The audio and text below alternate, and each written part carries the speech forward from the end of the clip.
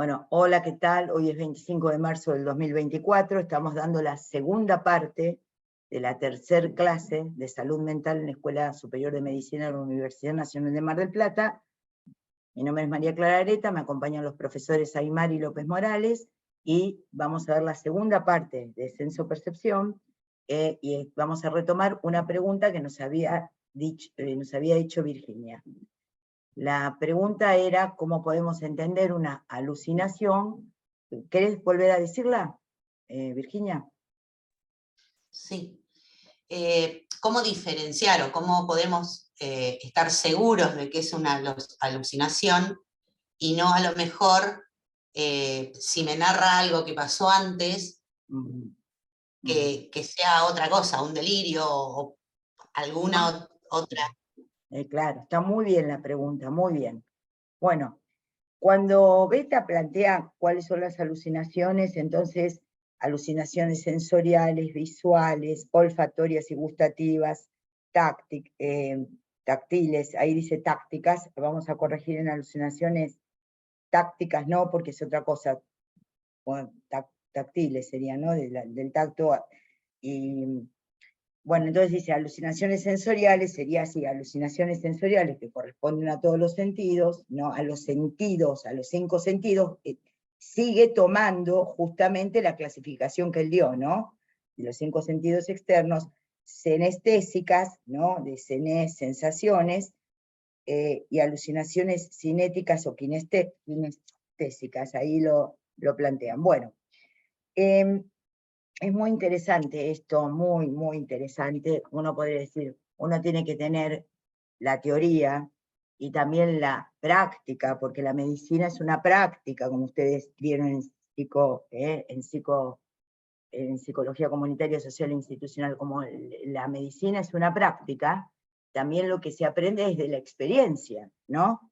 Estaba pensando en este pequeño intervalo que hicimos, ¿para qué insistimos en darles a los años nuevas clases si podríamos utilizar del año pasado?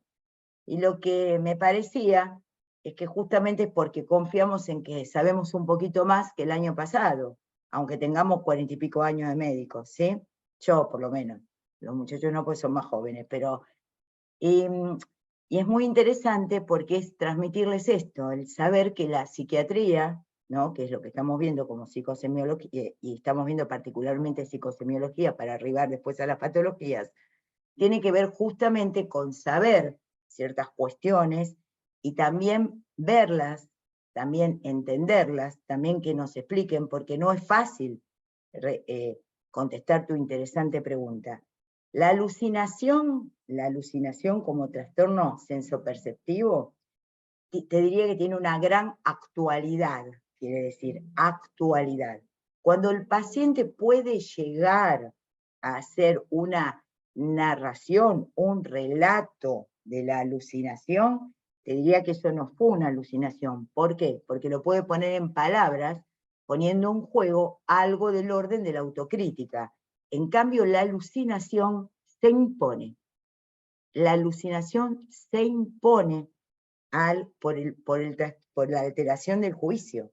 Entonces, en general, recuerdo un paciente del hospital en donde cuando entró con el brote esquizofrénico decía que las gaviotas le hablaban, ¿no? Y le decían cosas, y después cuando salió de la internación decía, claro, mirá si las gaviotas me iban a hablar, me iban a hablar, sí, claro, yo no entendía bien, pero él seguía pensando justamente que esa experiencia, porque la experiencia alucinatoria en sí misma es muy, muy conmovedora del paciente, y hay una gran certeza en eso que se está percibiendo. Casi te diría que la alucinación, como el delirio, lo que tiene es autorreferencia, y es justamente certeza. La alucinación implica una percepción sin un objeto real, pero que está muy, digamos, justamente hay una enorme certeza. La persona es tomada por esa sensación, por esa senso-percepción sin objeto, de tal manera que si eso sucedió y fue una verdadera alucinación, una alucinación verdadera, hay después muy poca autocrítica y relato de eso, ¿no? Sino que y como siempre en psiquiatría, dependemos de cómo se dice lo que se dice, cómo se cuenta lo que le pasó a cada uno. Entonces, cuando el paciente la persona tiene autocrítica y puede decir, hacer una autocrítica de lo vivido, percibido, actuado y yo qué sé, en general eso no tuvo un efecto alucinatorio propiamente dicho, excepto que sea por un tóxico, ¿no? Que haya una alucinación buscada por determinadas drogas alucinógenas, y se puede hacer un relato de eso, pero el relato de un paciente esquizofrénico no es que refiere, digamos, lo incorpora después a un relato posterior al que llamamos delirio, que después lo vamos a ver en otra clase no sé cuándo, de delirios propiamente dichos. Entonces viene incorporada como una realidad inconmovible. Entonces justamente lo autorreferencial y la certeza sobre esa percepción te harían pensar que estuvo alucinado.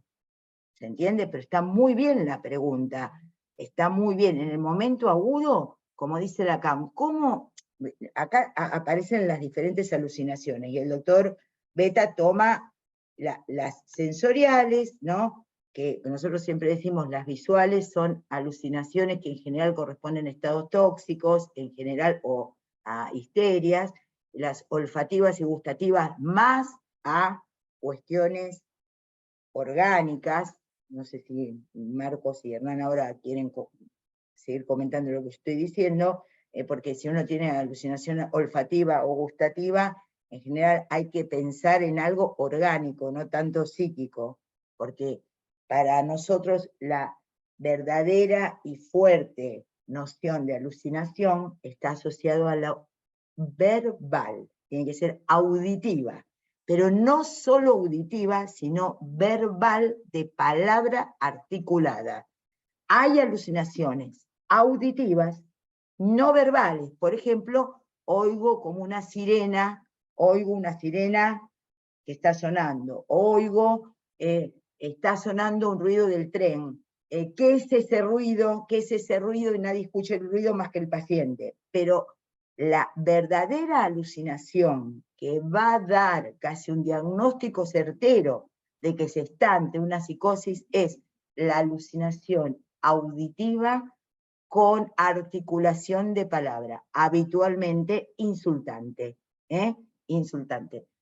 Cornudo, cornudo, puto, mover la cadera, matate, vení, te está jodiendo, ¿se entiende? Y dice Lacan, ¿y cómo entendemos que está alucinado y no que está hablando con nosotros? Lacan dice, y porque no puede volver a hablar con nosotros, se está hablando o está escuchando esa alucinación de tal manera que corta, que eso interfiere, interpela la realidad del momento.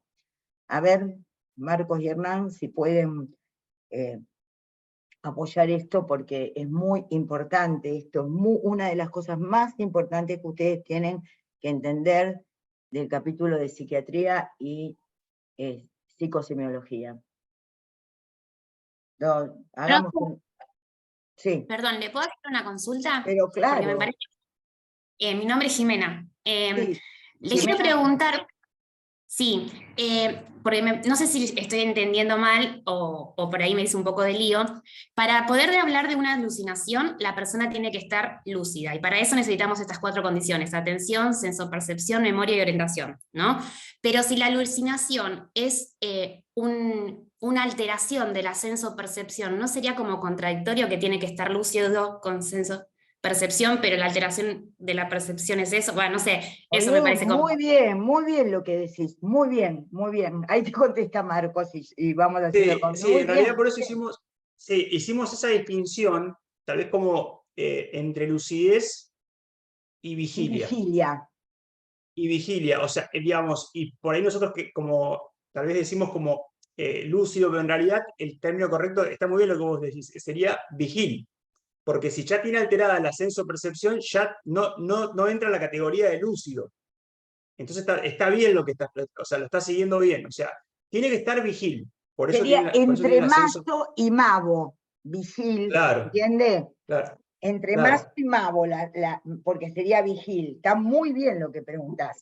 Claro, o sea, tiene una de las características de las semiológicas de la conciencia, de la lucidez alterada, que es la sensopercepción. Por eso no puedes, digamos, decir que está lúcido. O sea, está bien lo que estás planteando, está correcto digamos, Gracias. Entonces, cuando califica la cuestión de, digamos, cuáles son las condiciones, digamos, cuáles son las características de las alucinaciones sensoriales, las anestésicas, se refieren, ven ahí, dice, a los sentidos internos hipocondríacos, melancólicos y neuróticos, bien, las sensaciones, por ejemplo, voy a dar una alucinación que habitualmente se ve en personas deterioradas cognitivamente y todo eso, que es la alucinación de tengo gusanos en el cuerpo. Digamos, era muy común en los establecimientos de internación donde hemos trabajado que los pacientes pidieran enemas, evacuatorias, remedios contra los gusanos que tienen adentro. ¿Y cómo lo siento el gusano? Porque el cuerpo, cuando estamos normales, medianamente normales, está bastante silente. No tenemos, a ver, si yo les digo, piensen en el colédoco. Ustedes ahora piensen en el colédoco, pero ¿sienten el colédoco? No sienten el colédoco. Una cosa es que tenga broncoespasmo, el paciente diga, me falta el aire. Pero la mayoría del cuerpo orgánico no se expresa en el cuerpo simbólico. Entonces, tener noción, sensopercepción del cuerpo orgánico, ya nos estaría hablando de un estado alucinatorio, porque no tenemos conciencia, no tenemos noción de nuestro estado constante. Entonces, por eso es importante también lo que oímos queda recortado, ¿se entiende? Entonces, ustedes tienen ahí las alucinaciones sensoriales, las anestésicas en los sentidos internos, hipocondríacos, melancólicos y neuróticos. Hay otras, y las cinéticas, sensación de movimiento parcial, que estas también son muy significativas en los estados como en la esquizofrenia, porque el paciente siente que le mueven el cuerpo. Eso lo describió el maestro de psiquiatría de Lacan, que fue el doctor Clerenbaugh, que habló de la máquina de influencia.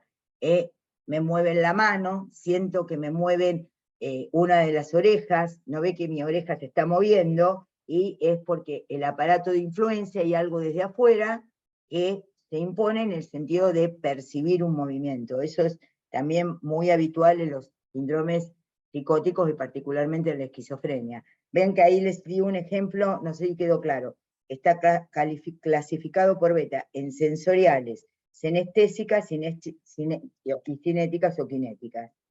Pero se entiende esto de pensar que, digamos, para que haya un estado de normalidad, siempre tiene que haber un recorte del mundo externo, no podemos percibir todo el mundo externo porque enloqueceríamos, y ni tampoco todo nuestro mundo interno porque también estaríamos enloquecidos percibiendo, digamos, cómo está el epitelio ciliado de las vías respiratorias. Nadie tiene sensación de eso, no tenemos sensación de cómo está el epitelio, ¿no? De las vías respiratorias, ni tampoco tenemos percepción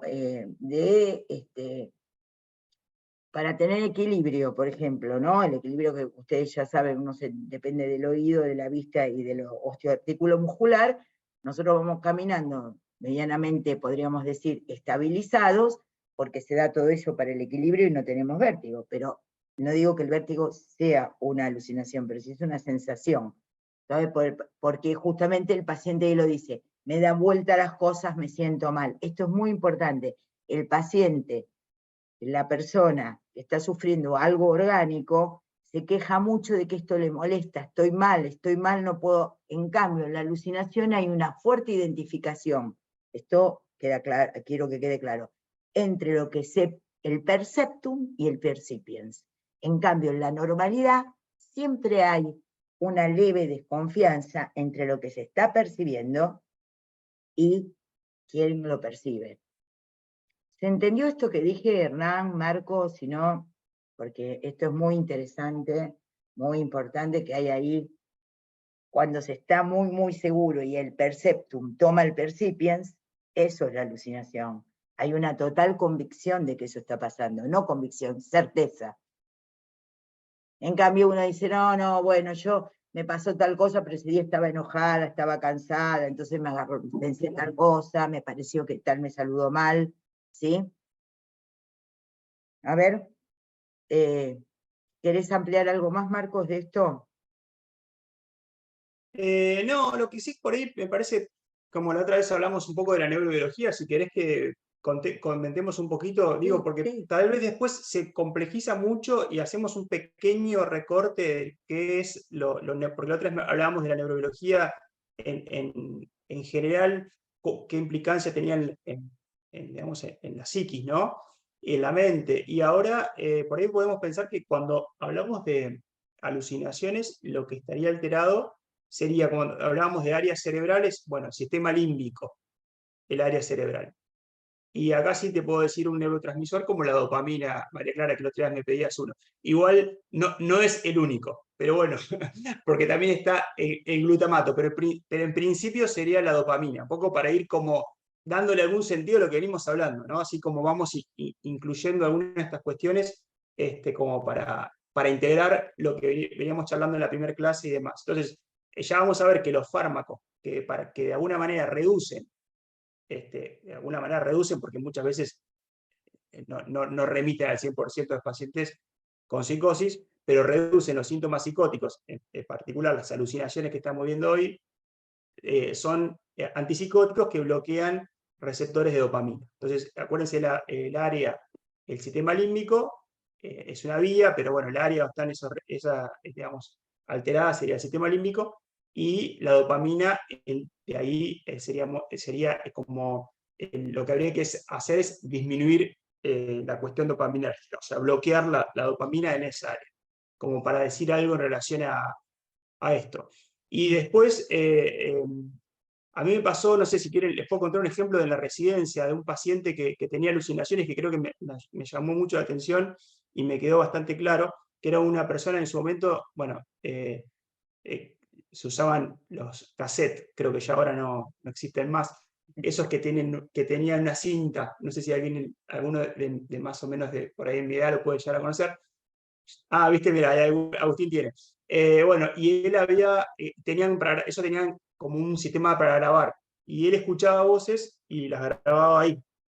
Entonces fue a la guardia, y yo me acuerdo que era residente de primer año, estaba con un compañero de tercero, y el chico puso el cassette ahí arriba del consultorio, y me dice, las grabé a las voces, me dice. Nos contaba a los dos. Y puso play en el grabador, y empezó a girar, y se escuchaba el ruido del aparatito girando solo. Un pequeño ruido de fondo, pero como un bullicio, y él nos iba relatando lo que decían las voces. Digo, para esto que está contando María Clara, porque es difícil a veces, cuando uno no ve un paciente, poder identificar todas estas cuestiones que son, bueno, muy complejas, ¿no? Pero como para que ustedes vean cómo para él la realidad era esa, o sea, él escuchaba una voz que era muy, como decía María Clara, con esa certeza, y era una voz que le hablaba y demás, entonces como de alguna manera para él de alguna manera no, era su realidad en ese momento, entonces las grababa como para que nosotros pudiésemos tener como de alguna manera algo objetivable. Imagínate que cuando escuchamos eso, claramente pudimos corroborar de alguna manera las alucinaciones, porque él iba pasando el cassette, no me olvido más de eso. Nada, es un comentario que por ahí ayuda. No, sirve mucho porque no hay ninguna máquina, ningún test, ninguna prueba de laboratorio, ni nada por el estilo, que pueda dar cuenta de si un paciente está alucinado o no, sino la clínica. Entonces es toda una problemática muy importante. Entonces, no sé, Hernán, sí que es muy interesante el caso de Marcos, sí, yo me acuerdo que un paciente también había grabado en la residencia esto. Por ejemplo, también vamos a dar el ejemplo que damos todos, lo dijimos todos los años. Una idea hipocondríaca, ¿no? Senestésica. Me falta, no tengo más sangre. Entonces nunca falta el residente de primero que dice, le sacamos un poquito de sangre y le mostramos, ¿no? Entonces, yo qué sé. Va la enfermera, la enfermera ya sabiendo que uno es un rompepelota, pero va, le saca sangre, digamos, y el paciente dijo, bueno, esto era lo último que tenía, ¿no? Es muy interesante cómo el juicio alterado lleva a pensar eso. Entonces, no hay una rectificación posible, porque como dijo Marcos, y esto es muy importante, la alucinación es lo que más realidad da. Entonces Lacan eso lo va a llamar lo real, una realidad inconmovible.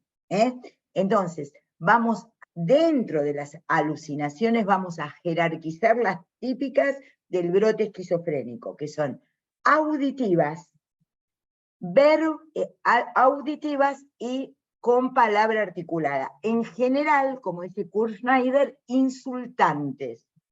Puto, puta, matate, matadlo, venía, o de órdenes, o a veces hay alucinaciones auditivas que tienen que ver con voces dialogadas. Vení, tontito, no, te dije que vayas para allá, vení para acá. Y dentro de las alucinaciones auditivas con palabra articulada, hay un elemento más que vamos a jerarquizar, que son las alucinaciones verbomotoras. Quiere decir que el paciente está mirándonos, se supone que atendiendo lo que estamos diciendo, y va moviendo la boca a medida que va escuchando la alucinación. Eso se llama verbomotora, porque la alucinación la va repitiendo. Es como cuando nosotros estudiamos y decimos, el complejo del Edipo es lo más importante, y vamos repitiendo, ¿no? Pero en ese momento, si nos dicen a comer, o, che, te está sonando el celular, se interrumpe eso, y nosotros vamos a escuchar lo otro, lo que viene de la percepción externa. El paciente alucinado, no, sigue con eso, ¿por qué? Porque le configura realidad. Entonces, las alucinaciones principales para el diagnóstico de esquizofrenia son alucinaciones verbales, auditivas, verbales, que implican con palabra articulada. Las verbomotoras aún son más gráficas de esto, porque el paciente mueve la boca en la medida en que esto le es como dictado. Se entiende que para ser normal hay cosas que tienen que estar acalladas. Por ejemplo, hay algo del orden del pensamiento que no se traducen, que no interfieren en nuestra senso-percepción. ¿Sí? Acá, Hernán, ¿querés hacer algún comentario? No, María Clara, no necesito. Miren, acá las alucinaciones verbomotoras están en la página 16, y están en alteraciones cualitativas, dice, más que alucinaciones en un trastorno del pensamiento, claro, porque es lo que le va diciendo el paciente, sensación de que otras personas hablan por intermedio del sujeto, ¿sí? Y ahí tienen en beta pseudo-alucinaciones, que, bueno, que forman parte, parecen alucinaciones, pero no lo son tanto. Después toma alucinación psíquica. No vamos a tomar la diferencia entre pseudo-alucinación y alucinación psíquica, porque son apreciaciones muy específicas de la psicosemiología. ¿Te parece, Marcos? Eso no lo dejamos, lo pueden leer. Sí, perfecto, sí. Las alucinosis, eso sí lo vamos a tomar, que son típicas de los estados tóxicos, eso sí, para cuando veamos síndrome confusional, que el estado alucinatorio persiste, que no despierta ninguna interpretación delirante. Bueno, esto es otra cosa, claro, estaba presente en la pregunta que había hecho la estudiante anteriormente, ¿no? ¿Hay narración de la alucinación? No, en general no, cuando es una alucinación cuando es una alucinación auditiva, y en general no hay narración de esto, en cambio en las alucinosis hay como una duda, ¿no? Y ahí, que no despierta nunca una interpretación delirante en la conciencia, ¿sí? Bueno, las hipnagógicas son las de estas, nosotros a veces le decimos, este estado duerme-vela, ¿no? Cuando disminuye la lucidez de la conciencia, entonces por eso no las tomamos como alucinaciones importantes. Bueno, las extracampinas se veían antes, o por lo menos así nos hacían estudiar en relación a trastornos convulsivos o epilepsias, en donde el paciente está hablando con nosotros, hola, ¿cómo le va? Yo se da vuelta y busca algo que le habla atrás. Está fuera del campo de la percepción y lo siente por detrás. Esas son las extracampinas. Y la percepción delirante, que es muy importante, falsa interpretación de una percepción real siempre precedida por alteración del juicio. Y después esta que también es, ahora voy a la percepción delirante. La percepción delirante es, están las cortinas bajas, sí. ¿Por qué? Pero es para que no me vea el marciano de enfrente o el tipo de enfrente. Entonces, la percepción delirante, falsa interpretación de una percepción real. Está ahí, pero con un interés, con una autorreferencialidad, con una certeza que siempre precedida por una alteración de juicio, obviamente. Eso es la percepción delirante. Ese para Schneider es el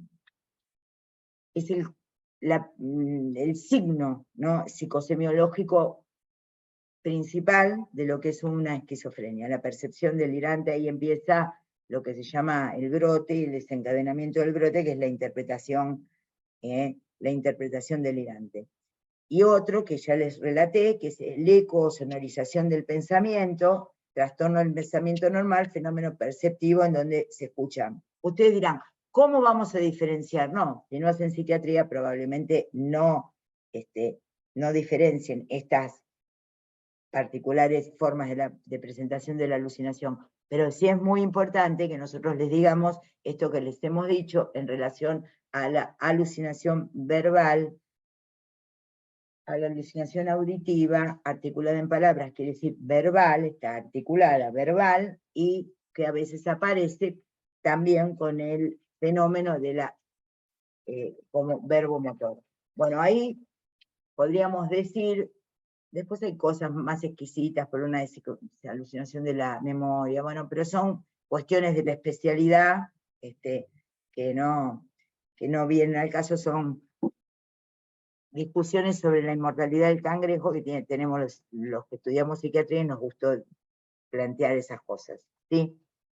Que se parecía mucho a lo que planteó la estudiante, Irene creo que se llamaba, bueno, ahí cuando dijo cómo puedo estar pensando, me parece que pensé tal cosa, bueno. Pero por ahora, eso, la alucinación auditiva, con palabra articulada, es decir, verbal, que a veces puede expresarse justamente, que se exprese, cuando se expresa, es típica patognomónica de un primer brote, ¿sí?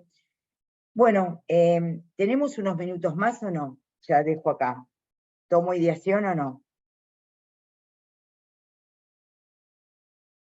Yo ni 40. Yo puedo quedarme los 20 minutos que quedan. ¿Ustedes, estudiantes, se pueden quedar o no? ¿Están despiertos? ¿Están lúcidos? ¿Sí? Bueno. Profesora, yo quería consultar algo con respecto al TP, porque por lo menos hasta hoy a la mañana, primera hora, no estaba el TP de la clase 2. Claro, sí. En un ratito va a estar. Sí, ya está hecho. Perfecto. Muy bien. Bien. Bueno, eso... Bueno, de hecho, nosotros le subimos el trabajo práctico, pero también es muy importante que el trabajo práctico lo realicen en el trabajo práctico, ¿no? Porque que sea un trabajo práctico, ¿sí? En la semana que viene no vamos a tener clase porque es feriado, y el martes, y el lunes y el martes es feriado, así que no vamos a tener ni una semana en blanco, pero es muy importante que en el trabajo práctico sea un práctico, en donde ustedes trabajen y vean cuestiones que se vieron en el teórico, que ustedes leyeron en sus textos, y con los textos y con esos resúmenes que circulan sobre los teóricos, etcétera, ustedes puedan trabajar, ¿sí? Y con el libro del doctor Beta en la mano. Bueno. Sí, yo pensé que se hacía antes y ahí se corregía, porque como hay otras que es así. Bueno, si el tema es quién lo hace antes. La pregunta es, perdón, ¿quién habla? ¿Quién habla? Perdón. Yo, acá. Gabriela. Gabriela. Volvé a hablar, Gabriela, así te veo. No, porque en muchas materias a veces uno tiene que hacer las guías previas para ahí debatir y corregir. Sí, también es un método totalmente, está muy bien que se pueda hacer. El tema es que no la haga uno, la tomen todos y después se rasquen ahí, ¿me entendés? Y el tema es quién la hace. Porque ojalá que cada uno pudiera hacer su propio trabajo práctico y también expresarlo en la comunidad de esa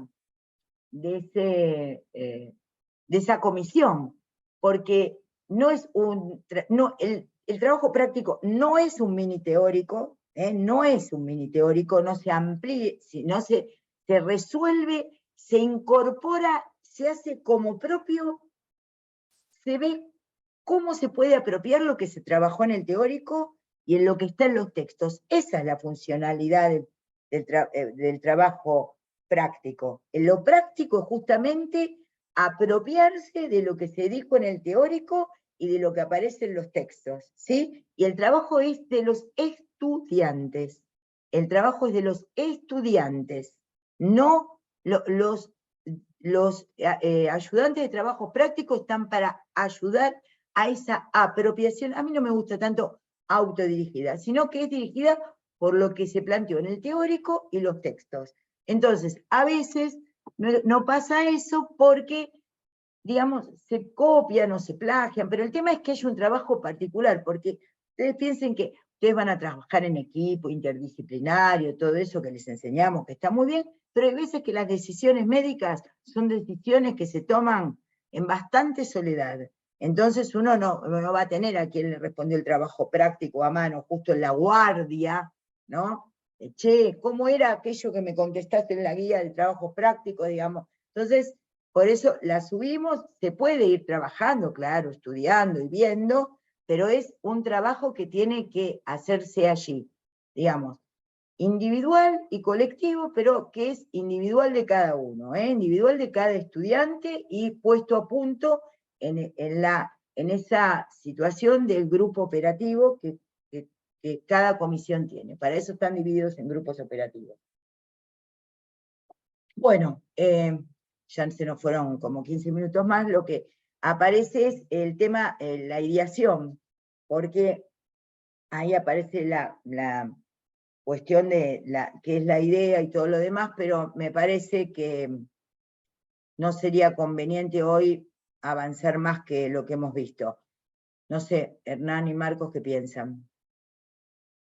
Vamos a seguir dando... Sí, podemos arrancar la semana próxima con ideación y cerramos el capítulo de psicosociología. Bueno, muy bien. Nos quedaron pendientes también algunos temas de diagnóstico. Memoria y afectividad también les tenemos que dar. Ideación, juicio, memoria, afectividad, hay que darlo sí o sí. Sí o sí. Bueno, bueno, dejamos acá. Les mando un cordial saludo y espero que hayan podido aprender durante la clase y que sigan aprendiendo. Lo que no se da en el teórico puede aparecer algunas cosas pueden aparecer en el práctico, pero no es cuestión de que lo resuelva el ayudante de trabajos prácticos. Es que es el momento en que ustedes tienen para conectarse con los textos y para conectarse con el teórico. Bueno, muchísimas gracias a Marcos, a Hernán, a todos los estudiantes que han estado presentes y bueno, nos vemos después del feriado correspondiente a Semana Santa y al Día, ¿no?, de la Soberanía, y es el lunes correspondiente al 9 de abril, no, al 8 de abril, el 8 sería el próximo teórico, ¿no? mañana tienen el práctico, después nos veríamos así, y esa semana ya tienen las 3 actividades. El lunes 8 el teórico, el 9 martes 9 los trabajos prácticos, y el miércoles, sí, lo estoy diciendo bien, 10. Y el miércoles 10 van a tener el taller de habilidades clínicas. Bueno, un saludo cordial para todos y muchas gracias. Que les vaya muy bien. Chao. Chao, chao. Gracias.